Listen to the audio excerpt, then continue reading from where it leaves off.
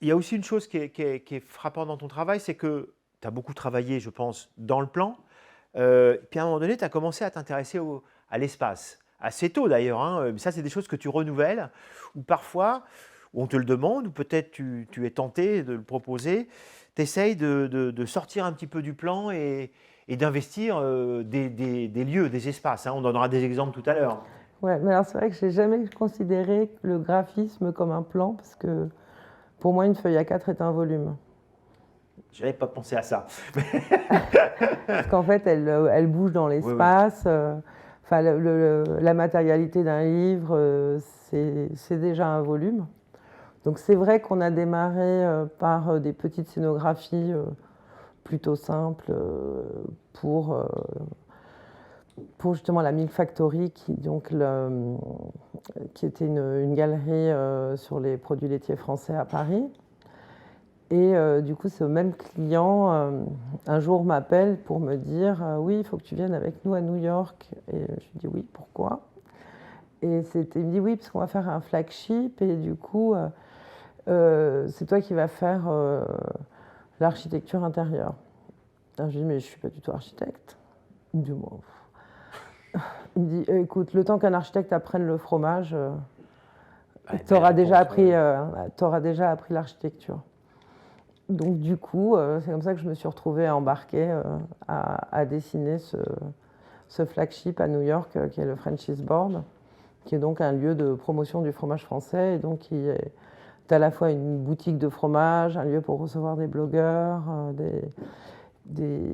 lieu d'événementiel et de réunions et de cours de cuisine, etc. Enfin, Et beaucoup de là, choses à la fois. on comprend ton attachement au fromage en voyant, je crois, sur tout un mur, il y a les panneaux, les posters de découpe. D'ailleurs, je me suis rendu compte que j'ai appris, hein, bon, je voyais à peu près, je suis quand même français, hein, mais il y a certains fromages où des fois tu sais pas comment faire à la fin. Et là, j'ai vu que il y avait un ordre de Ouais. découpe selon évidemment les fromages des régions françaises. Là, j'ai beaucoup Selon les appris. fromages, en fait le principe est assez sympathique finalement, le principe de la découpe du fromage. C'est que c'est toujours le cœur du fromage qui est le meilleur. Et donc on s'arrange toujours pour que tout le monde ait du cœur. Tout le monde est du cœur et tout le monde n'a pas toujours du cœur. Et en effet, ça donne quelque chose qui est encore une fois très technique, qui fait référence à la géométrie, C'est ça. hein, à la mathématique, on pourrait dire.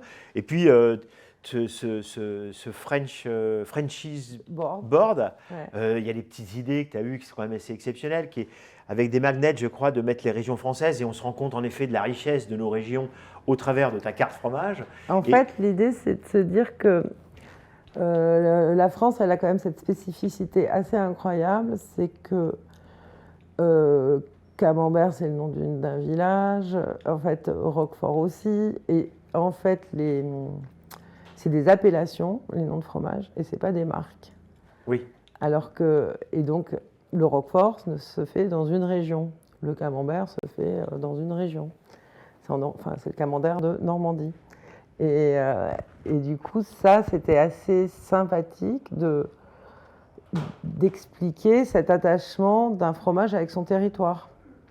Et donc, du ouais, coup, de faire cette carte avec ces magnets de fromage qui est devenu le photocall, ce que qui tu est n'avais pas devenu le forcément photo. anticipé. Hein. Si, un peu. Ouais, ouais, un petit peu quand même. Oui, un petit peu. Ah, ok. Ouais, Et puis d'ailleurs, il y a quelque que je trouve très beau, hein, très graphique noir et blanc, c'est ça. la présence du bois et évidemment avec les couleurs des fromages en plus. Je voulais aussi qu'on évoque l'idée de communication globale. Tu me diras, le branding, c'est déjà un peu de la communication globale. Mm. Enfin, c'est vrai que quand on parle de communication globale, on peut imaginer aller même presque au-delà des territoires du branding. Là, c'est vraiment l'idée pour toi de créer un univers, hein, de Mm. raconter une histoire. Et on retrouve cette idée de déplier une idée à l'infini. Où j'imagine à chaque fois que tu changes de lieu quand c'est un espace, tu changes de page quand c'est de l'édition, tu changes de produit quand c'est du pack, c'est toujours l'occasion d'essayer de pousser la même idée et de la raffiner ou de la ramifier, c'est ça? Ouais, de l'augmenter, ouais. De l'augmenter, ouais. Ouais, c'est ça. Du coup, c'est vrai que là, Ce premier lieu, on l'a créé à New York, et ensuite on en a créé un en Chine. Et là, justement, on l'a augmenté d'une cuisine où on peut vraiment faire des cours de cuisine. À Shanghai, hein? À Shanghai, ouais. Et du coup, donc celui-là, il est blanc. On a évité le noir. On a voulu faire un laboratoire d'expérience. Un Apple Store pour le fromage. On a fait une sorte de laboratoire d'expérience autour du fromage qui marche très très bien aussi à Shanghai. Et ça veut dire qu'en général, comme à New York, hein, tu es parti voir le lieu avant même qu'on commence les travaux, j'imagine? Oui, on a choisi les lieux ensemble en fait. Ah, vous avez choisi ensemble, ouais. Et ça, c'était un guillemet client avec qui tu avais déjà travaillé, qui t'a emmené là-bas, comme c'est souvent le cas, hein, d'ailleurs. Ça faisait 7 ans qu'on travaillait sur justement pour le pôle modernité des produits laitiers. Pôle modernité. Alors, on va parler un petit peu de relationnel, parce que on le sent, on le devine, et on le voit sur Internet, hein, tu as un attachement relationnel, tu aimes bien les gens, on va dire. Ouais. Dans le premier brief, quand tu travailles avec des gens que tu ne connais pas encore, puisque en fait, souvent, tu as des gens qui sont assez fidèles, hein, je t'ai entendu dire que pour toi, la commande idéale, c'est un petit peu la commande où il n'y a pas trop de brief, quoi. En fait, c'est pas vraiment ça, mais c'est souvent les gens qui viennent nous voir, ils ont un brief assez flou.